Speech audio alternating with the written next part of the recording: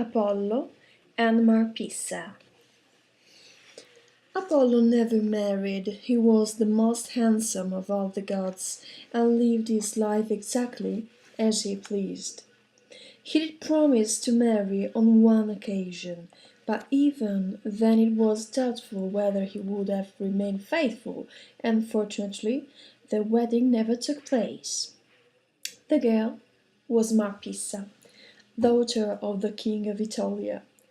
Her father, Evenus, treated her harshly, but he was a worthy and brave warrior. He had announced that he would give his daughter only to the man who could beat him in a chariot duel.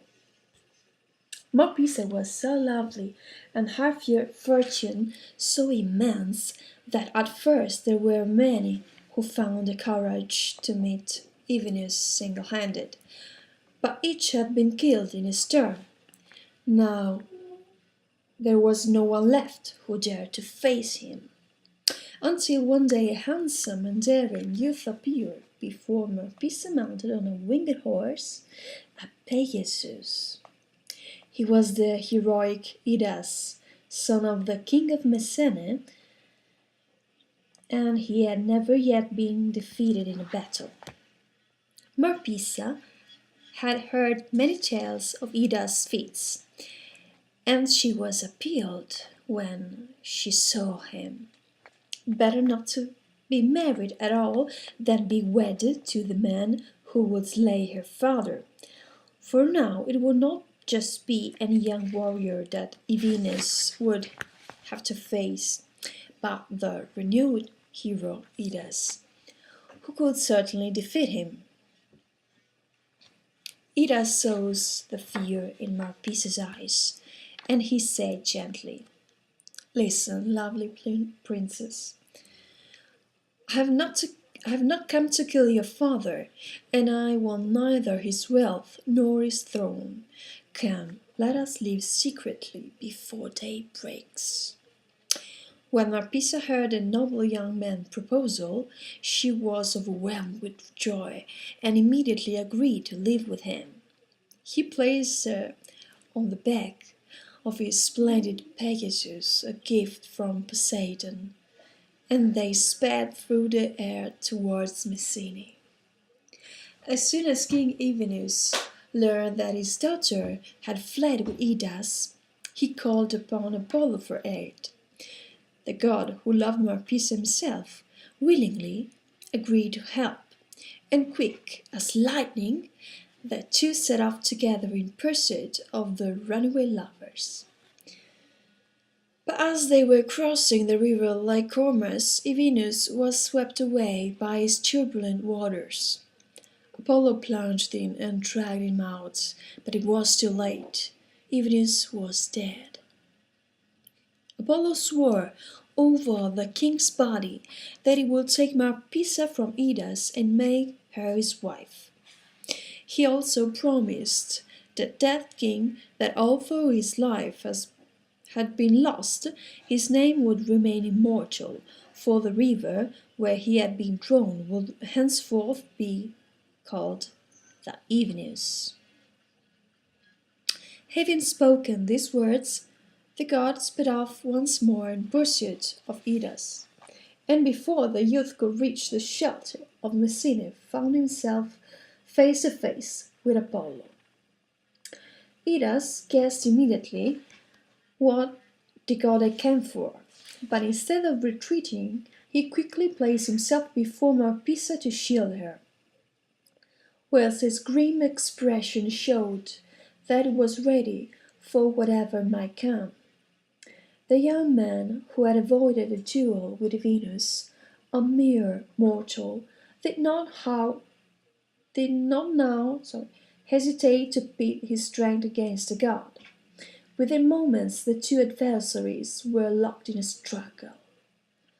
It was a terrible fight. Although Idas was no god, he was stronger than a lion, and he fought against Apollo as an equal.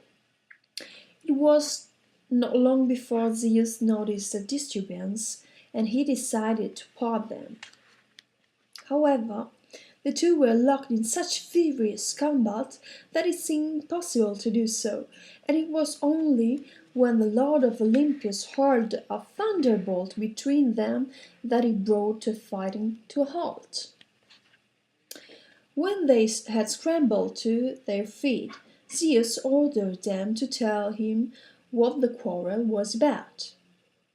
"Father Zeus," Apollo protested, "I want Marpessa for my wife, and this mortal shows great disrespect in daring to stand in my way."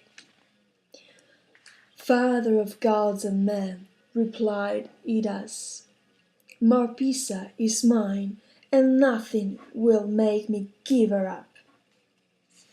Zeus stood thoughtfully for a moment, and then, turning toward Marpessa, said to her, "Fair princess, you have every right to choose for yourself the husband whom you want, and I promise you that whatever you decide will be fulfilled."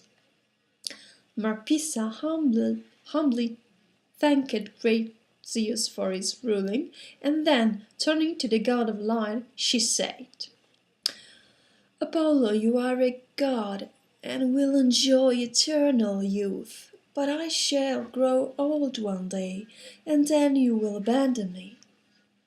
Lord Zeus, for years I have lived in unhappiness, knowing that I was destined to be married to my father's killer. Of all my suitors, only Idas has shown love, discretion, and indomitable courage. I love him, and I wish to become his wife." And so it came about.